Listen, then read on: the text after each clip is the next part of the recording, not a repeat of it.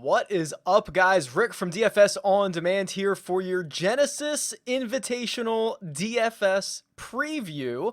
A lot to get into. It's a stacked field. It is now an invitational. There's a lot going on at the course. But before we get into all of that, a couple of news and notes. I will be at the Genesis Invitational. I'll make the trip up to LA for Thursday. If you'll be there Thursday, give me a holler. Happy to meet up with you, grab a beer. Worked out well at the Farmers. Nobody killed me. All good. Next up, a couple of winners. So winners of whether they are subscribers to this YouTube channel or subscribers to my site, dfsondemand.com, which is where you are going to see all of the tools that I have in this video. I just want to shout a couple of them out. Derek, who I don't know how much he entered, but he won $139. He's very active within the community. Big shout out to you, Derek. Greg as well, $400 in Showdown on Sunday. We had a couple of subscribers in our Slack channel, both near the top of the leaderboard in similar contests or the same contest. So it was kind of cool to see all of that going back and forth. So shout out to you guys. Morny7 turned his $45 into $559, which is an ROI I would take every single week. And also G Williams, $48 into $2,130. Those are the guys that just shot me a tweet or shot me a message or whatever. Big congratulations. Additionally, winners from the contest. So every week I draw out two winners to get access to a week's worth of DFS on demand and all the tools so you can mess around with it. Those winners for this week are Daniel Finn. I've already reached out to you. Congratulations. And Hardbody73 as well. I've sent you a note. I'll get you set up on the site when you guys respond.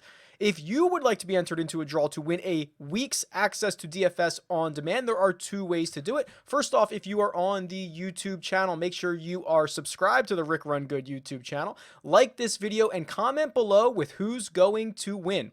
That's it. It is a stacked field, so tell me who is going to win this golf tournament. 9 of the top 10 players in the world are here.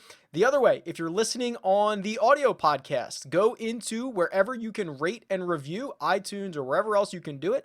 Leave a 5-star rating and review, say something nice about the show, and leave me, your Twitter handle or a way to get in touch with you so I can reach out to you if you win.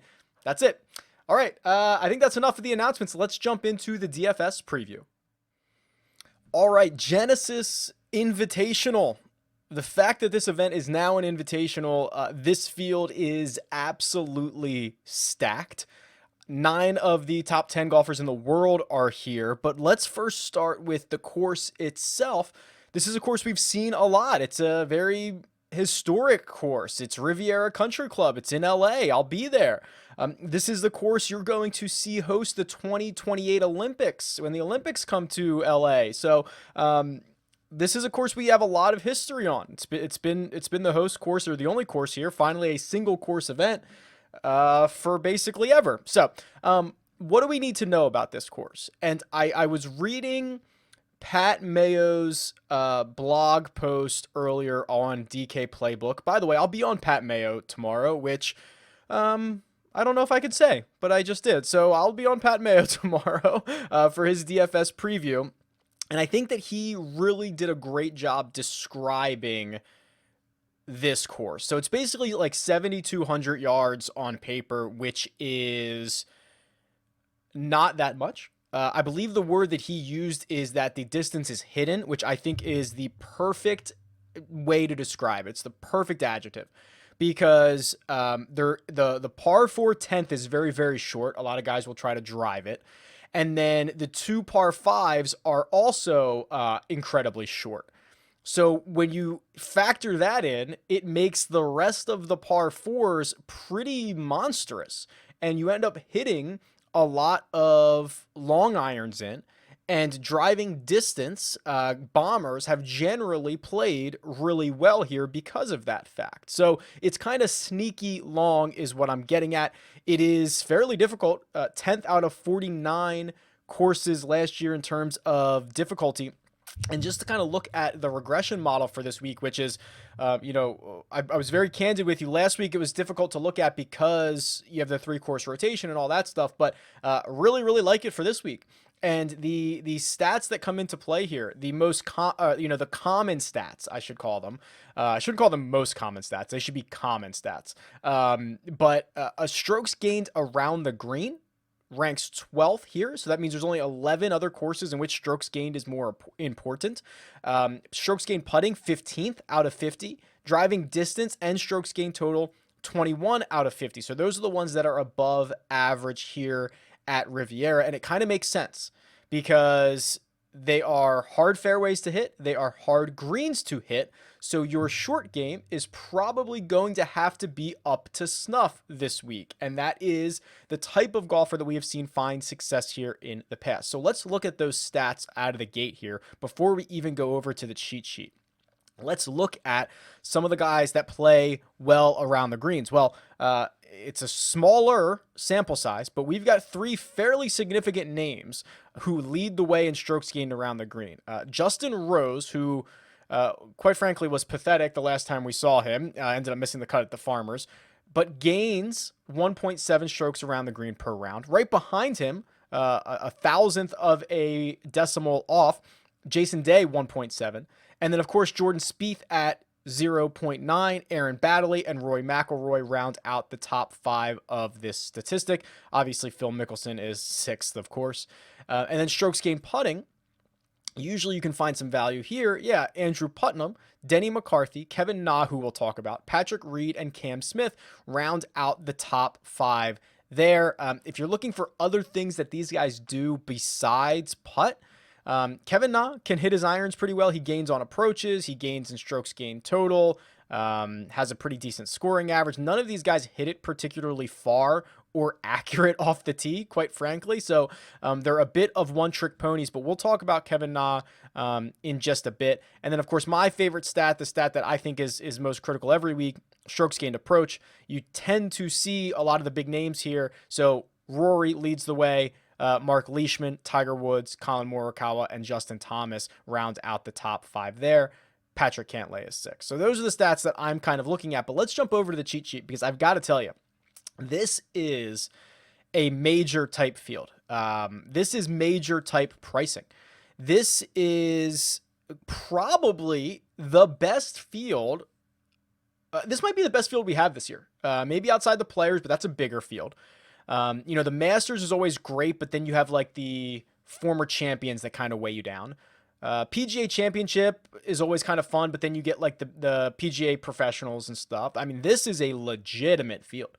When someone like Matt Kuchar, who is as solid as they come, is priced at $7,800, and Paul Casey is $7,900, you know that this is a really deep field. So 5 guys over $10,000. The big 3, Rory, Rahm, and Justin Thomas, are absolutely splitting hairs. They are all awesome. I tweeted out some stats earlier today. I don't know if I can pull them up, but quite frankly, what they're all doing is really insane right now. So let's see. Rory has 2 wins in his last 8 starts. JT has 3 wins in his last 9 starts. And Rahm has 2 wins in his last 6 starts. I mean, these guys are literally, and some of them, they've played the same events. Like, these guys are just winning everything they play. Justin Thomas has gained strokes tee to green, which is like my favorite statistic in the world, in 42 of his last 43 measured tournaments. That's almost impossible. Like, what these guys are doing right now, I actually truly believe is a tier above the rest of the guys in the field. They've got win equity. They've shown it. Some of them have really good course history around here. JT's gone 2nd and 9th the last 2 years. Rory's never finished outside the top 20. John Rahm's only played here once and finished 9th. Like, there are no knocks on these guys.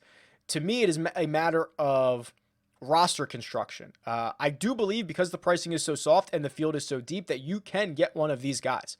So I think it's these 3 in a tier by themselves. And then I actually think that is going to devalue the next tier because the way that this pricing is going to end up working,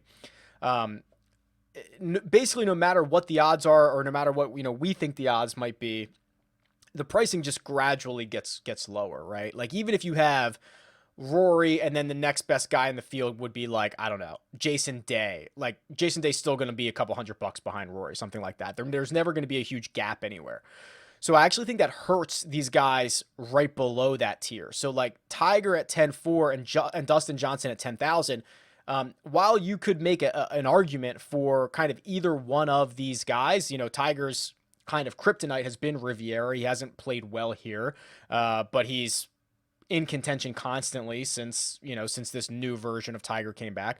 Or DJ, who I'm actually very optimistic on, who has played a lot better, struggled towards the end of the AT&T Pebble Beach. The back nine kind of jumped up and bit him, but we've seen him play a lot better recently. Like those guys I'm very optimistic on. I just think it's a matter of the next tier of pricing. There's not a big enough drop off. So I actually think that you're probably going to have to go get Rory, Rahm, or JT. I don't care which one. They're all awesome. Or start your lineups at like Patrick Cantlay. I love Tiger. I love DJ. I just don't know how you can justify it, quite frankly, with the prices around it. Speaking of Cantlay, I do think Patrick is really interesting here. So he finished 11th at Pebble Beach. He's $9,800, finished 11th at Pebble, kind of stalled out, had a really good first round, had a pretty good second round, kind of stalled out on the weekend, but still was able to get in really tough conditions on Sunday in a tie for 11th. And if you go to the historic strokes gained tool on DFS on demand, this is actually a free tool, so you can go check this out. And you look at the Genesis Open. Here's Cantlay. This is aggregate over the last 3 years of strokes gained numbers. He's gained 18 total strokes, which is the most of anyone who's only played this twice. Obviously, with a counting stat, the more you play it, the better chance you would have of being near the top of the list. But Cantlay is the best guy who's only played this 2 rounds. And what I like about it is this right here. So he's gained 18 total, but 13 of them are coming from tee to green. For example, Kevin Na, who I do actually like this week, has gained 26 of them. 26 total, but 14 of them are from putting and 10 are around the green. Generally, that's a little bit unsustainable. I like Kevin Na. We'll talk about him in a second, but like that Cantlay is exactly the type of thing you want to be looking for. And if you go back to the course stats here, he's kind of sneaky long. I suspect he's going to show up somewhere here, isn't he? Where is my guy, Patrick Cantlay? Am I missing him?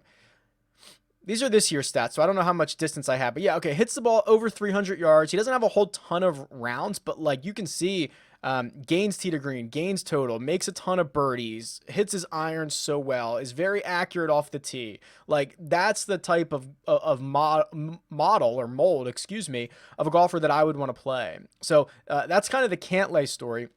Now you get into this. Okay, so the $9,000 range. Cantlay, Bubba, Brooks, Hideki, Xander, Tony Finau, Adam Scott is like, holy crap. I assume Bubba's gonna be pretty popular. This would be Bubba Chalk Week, which scares the crap out of me, right? But he's got a 3rd at the Waste Management, a 6th at the Farmers. He's playing awesome, and no one has the record around Riviera like Bubba does, who has won this every other year for the last 6 years, right? He's got 3 wins every even year. 2018, 2016, 2014, he's been your champion. So it's really difficult to look past that. I just think if you're gonna play Bubba, you better differentiate somewhere else, because I think he's going to be fairly popular, because there's only like 5 Bubba tracks a year. This is certainly one of them. Brooks at 94 is interesting. I don't know. I guess you could pivot to Brooks and be very, very different, and he has win equity upside, but he's been shaken off the rust worldwide since that knee injury that he had. Hasn't played all that well, and the fact that he's only played here at Riviera once and missed the cut, I don't necessarily love playing Brooks. I would rather go get even if you pivoted to Hideki off of Bubba or Xander, someone like that, I think is kind of a better fit. Down in the $8,000 range, I will rarely say this, but Jordan Spieth is kind of interesting, right? Like we should clip that because I never say it. I think you guys realize how I feel about Jordan Spieth and the magic putter and all that stuff. But there are some really good positive takeaways. So I'm going to go to his player profile really quickly here and pull up some of the digits that we've seen from Jordan. And if you look at his strokes gained numbers, so this is actually something that came up on The First Cut, which is a CBS sports podcast that I co-host, where we talked with Mark Immelman, who's on site and inside the ropes, and he was actually talking to Jordan. And what they were discussing was he changed his grip on his driver, or I guess on all of his clubs, and made it stronger, 5 degrees stronger, which is a pretty significant change for a professional golfer, or for anybody for that matter. And since he's done that, he's gained very little, but he's gained strokes off the tee in 2 straight starts, which, if you look back historically, has been a really big problem for Jordan Spieth. 1, 2, 3, 4, 5. So before he made the change, he lost strokes off the tee in 7 of his previous 8 starts. And then what would that be? 8, 9, 10, 11, 12. 12 of 13, something like that. Okay, like, no, 12 of, why can't I do this math? This is really bad. 1, 2, 3, 4, 5, 6, 7, 8, 9, 10, 11, 12, 12 of 16. Okay, yeah, you just watched me count for 30 seconds. He lost strokes off the tee in 12 of 16 starts. So that's obviously very bad. But if this is the turning point, and he can keep the around the green stuff, he's got the magic putter, all of that, he had the best approach round almost of his career on Sunday at Pebble, which of course he's not going to do again. But these are good signs. These are good vibes for someone who really needs good vibes. And you get him around here, like there is definite win equity, obviously, still in Jordan Spieth's arsenal.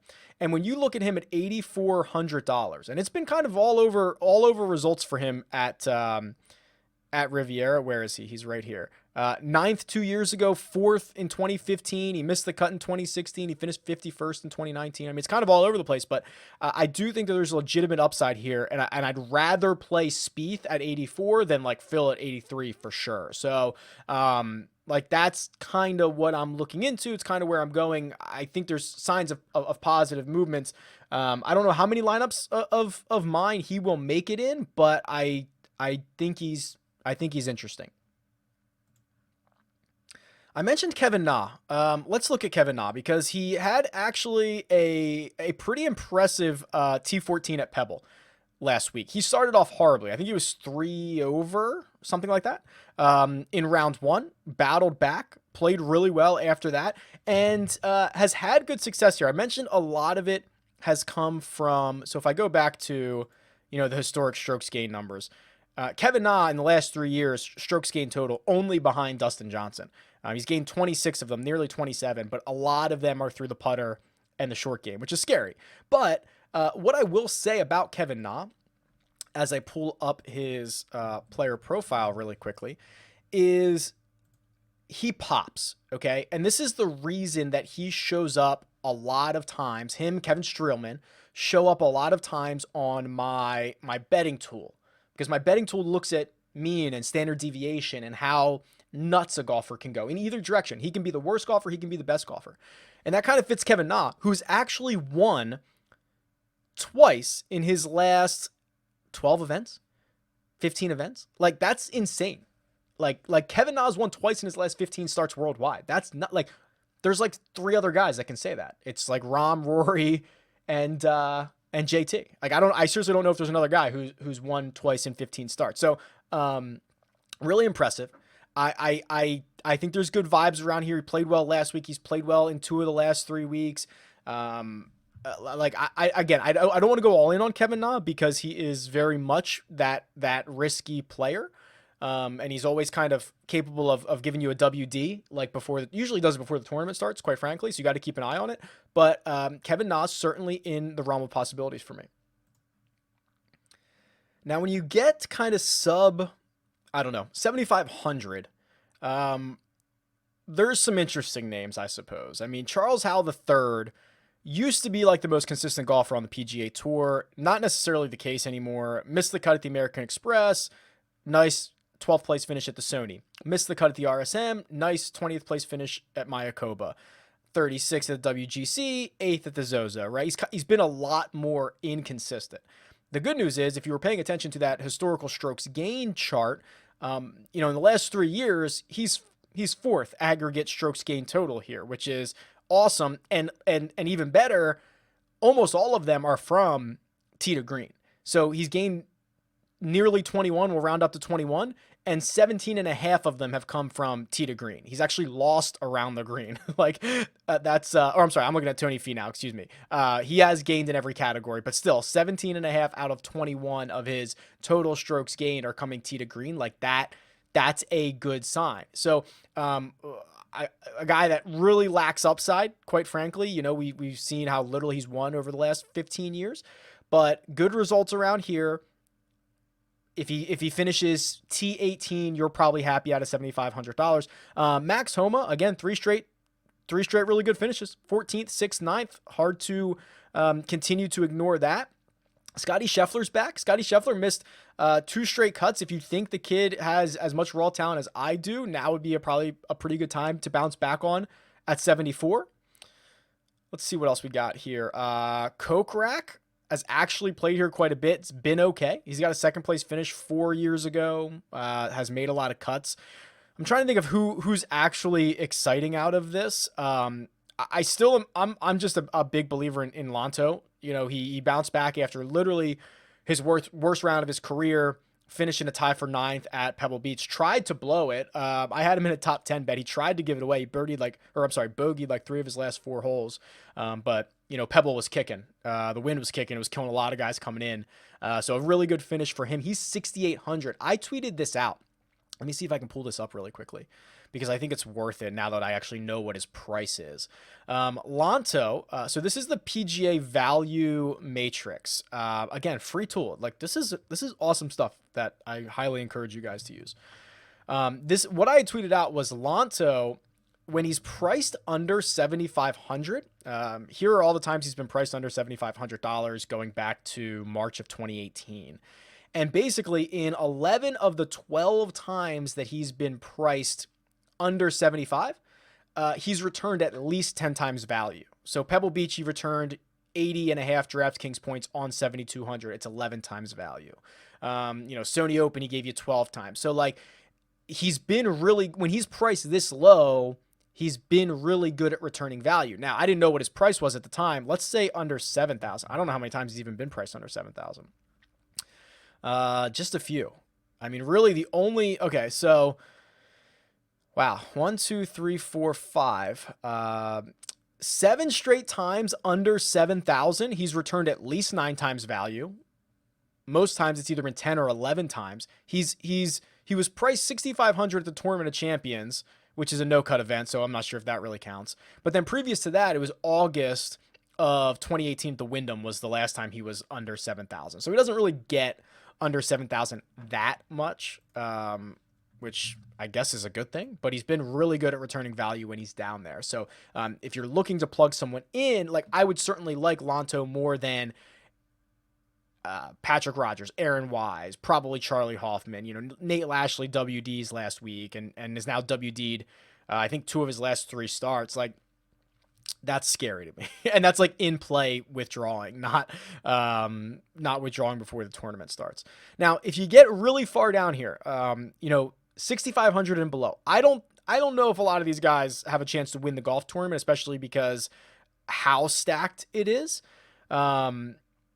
Man, it's pretty ugly, quite frankly. Let's see if there's any, like Peter Malnati, he's got 2 top 12 finishes in his last 5 starts, but he's got nothing but missed cuts in between that, which is a little bit of scary stuff. Joseph Bramley, he's 6,100. He's the, I'm going to mess this up. Sinnen Award winner? Oh man, now I got to Google it. Hold on. It's the Charlie Sifford Award. Apologies. It's Monday and my brain is already mush, but he got the invite based on that from Tiger. So he's 6,100. He has at least made the cut in 3 of his last 4 starts, and he finished 18th at Pebble Beach. I mean, that's the near min. I mean, you're talking about like Brian Stewart, Brian Gay, Steve Stricker, Tyler Duncan, guys that you do not necessarily want to play. I think if you were super desperate, Bromlett might be okay here. But yeah, that's basically it. I'm trying to think if there's any other little nuggets that I had here. Hold on, let me check my sheet. I don't think so, but let me leave you with this.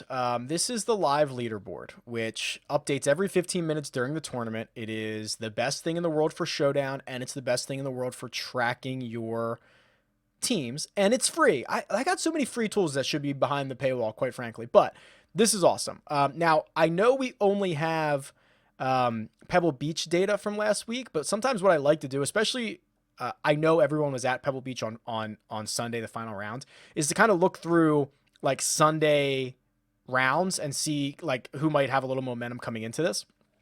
Jordan Spieth obviously was the best in the field, tee to green, gained almost 6.5 strokes. Kevin Streelman, Daniel Berger, and Joel Damon. Joel Damon is interesting because he was plus 3.8 tee to green on Sunday and only gained about a half a stroke putting, and he's priced really, really low this week. I moved off the cheat sheet, but I think he's like in the 6,000s, like very, very cheap this week. So he might be someone that if he can carry a little bit of momentum in. And then what I would also encourage you to do is kind of look through this, and I tweeted this out, but I think it's worth a discussion as well, where Keith Mitchell finished 10th in DraftKings scoring, but 32nd in the tournament, which really, people don't realize how important birdies and eagles are, or streaks, or something like that. Like that really impacts your DraftKings scoring much more so than your actual tournament position. So looking for these types of guys who can make 19 birdies. Like he made 19 birdies. That was 4 more than JB Holmes, who finished in 14th. It was more than Charles Schwartzel, who finished T5, more than Berger and McNeely, who finished T5. Like birdie makers are so valuable, and every time a really good example of this comes up, I like to share it with you. So go get those birdie makers, go get those eagle makers, guys that, if they make a couple bogeys, it's okay, because they're going to pay it off, especially in a week where a lot of this field's going to get through the cut as well, because it's a smaller field. It's definitely worth it. All right, that's it. It's the DFS preview for this week's Genesis Invitational. If you've liked what you've heard, go review, support, do everything you can. If you have any questions or just want to chat, @RickRunGood on Twitter, or leave a comment below. Talk to you guys soon. Good luck.